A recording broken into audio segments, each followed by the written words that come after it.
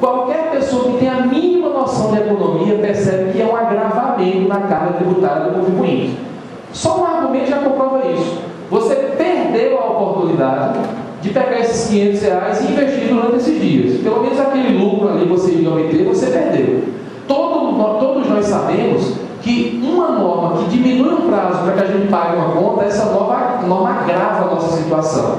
Mas o Supremo Tribunal Federal, um raciocínio absolutamente linear, sem raciocinar o efeito econômico daquilo, tem entendido que a diminuição do prazo para pagamento de tributo não equivale a uma majoração do tributo e, portanto, não está submetida nem à legalidade, pode alterar por decreto, nem à anterioridade, nem à noventena. O que, convenhamos, é absolutamente lamentável. Isso é jurisprudência bastante antiga, mas mais recentemente a gente também teve um caso decidido pela composição atual, e isso é bem recente, depois de alguns meses atrás, que também considero que é o STF fechar os olhos para a realidade econômica, que foi o caso em que o STF falou sobre a revogação de uma lei que concedia desconto no pagamento do tributo. Vocês sabem que é comum a legislação do IPVA dizer que quem pagar as cotas antecipadamente, ou pagar tudo de uma vez, ou antecipar até com relação à própria data de vencimento, vai pagar um valor a menos. Essa lei existindo, ela faz com que o contribuinte possa programar seu orçamento já para pagar com valor a menos. Aí o que aconteceu recentemente em alguns estados? Foi editada a lei revogando essa possibilidade de você pagar a menos porque pagou antecipado, e o Supremo Tribunal Federal disse que isso não equivalia a uma majoração da carga tributária, porque você não está aumentando, você está retirando um desconto. Ora bolas, né? Retirar um desconto que estava previsto na lei e com o qual você estava contando é agravar a situação do contribuinte. A gente tem que raciocinar essas regras como o contribuinte tem que ter a possibilidade de analisar quais são as regras que estão regendo a sua tributação e planejar seu orçamento de acordo com aquelas regras. Qualquer inovação na legislação tributária que de maneira direta ou indireta agrave a carga tributária do contribuinte deve necessariamente obedecer tanto à anterioridade quanto à noventena. E sobre isso, até deixei para comentar no fim, com relação a essa história de agravamento da carga tributária, existe um ponto em que o STF tem que se manifestar novamente, porque as decisões são bastante antigas, que eu considero a recordista, a mais absurda de todas. Essa não é absurda, é absurda e abimuda, é terrível, é o cão chupando manga, que é o seguinte: os processos que chegaram, o leading case, né, o caso principal que chegou ao STF foi com relação à revogação de isenção do ICMS. Veja só, você tem uma isenção de garantindo que sob certas situações você não vai pagar o ICMS. Aí vem uma lei e revoga esta isenção. Você agora vai passar a pagar o ICMS. Eu acho que qualquer ser humano de inteligência mediana e até a própria majestade barbuda, né, ele não tem a ver com o ICMS, claro, mas qualquer governante, qualquer pessoa de inteligência mediana percebe que a revogação de uma isenção tem para o contribuinte o mesmo efeito prático que a criação ou aumento do tributo. Se você não pagava o tributo e agora vai passar a pagar, você está tendo um agravamento da carga tributária e tem que ter uma proteção para que você prepare o seu orçamento. Muito bem. Ocorre que existe uma tese que decorre da própria maneira como o CTN foi redigido e que é encampada pelo judiciário, segundo a qual a isenção, quando ocorre, ela não faz com que o tributo deixe de incidir. O tributo incide a incidência tributária e, portanto, ele deve ser cobrado mais à frente mediante a realização de um lançamento. Olha só, vamos raciocinar aqui. O fenômeno da incidência ou não incidência não é um fenômeno tributário, é um fenômeno do direito. Ocorre a incidência de qualquer norma, de qualquer ramo do direito, quando o fato que acontece no mundo se enquadra com perfeição na hipótese descrita na norma. Ocorre a subsunção à norma jurídica, portanto, incidir. Em direito penal, você tem lá escrito: subtrair para si ou para outra em coisa alheia móvel.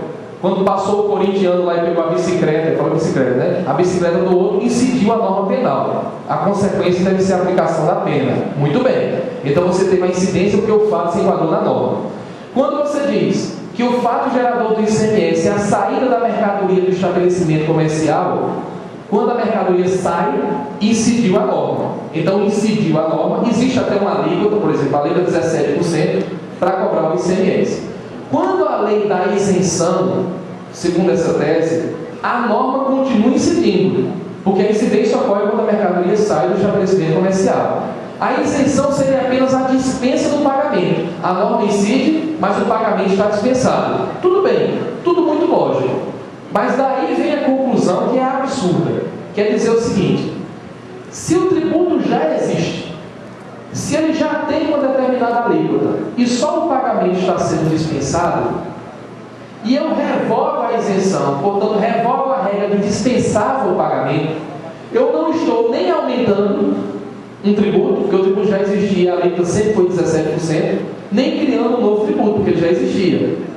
Como a Constituição fala que a obediência a esses princípios que nós citamos aí, falando especificamente de anterioridade, ela vai ocorrer somente quando o tributo for aumentado ou criado, ele não obedeceria, essa revogação de isenções, à regra da anterioridade.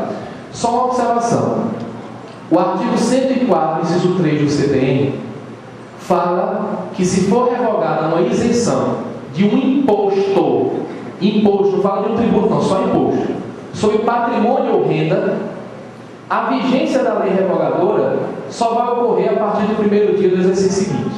Então garante algo semelhante à anterioridade para impostos sobre patrimônio ou renda.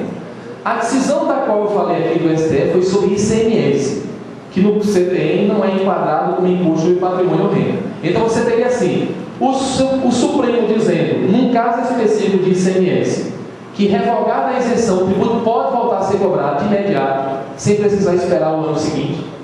E a gente tem, de um outro lado, o CTN dizendo que se o tributo for um imposto sobre patrimônio ou renda, a cobrança só pode ser feita no ano seguinte.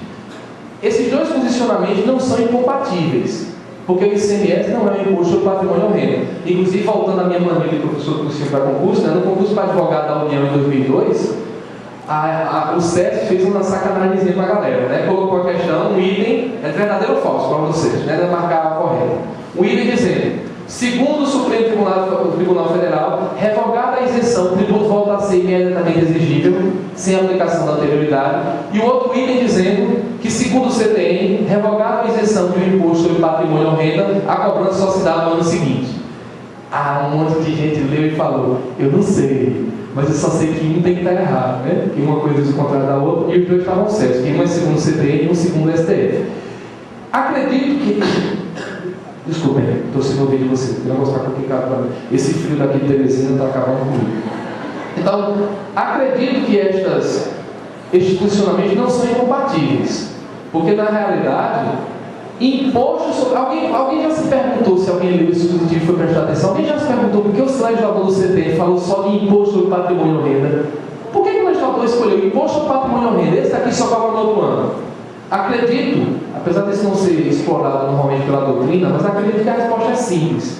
Ele falou de imposto sobre patrimônio ou renda porque esses tributos têm fatos geradores periódicos.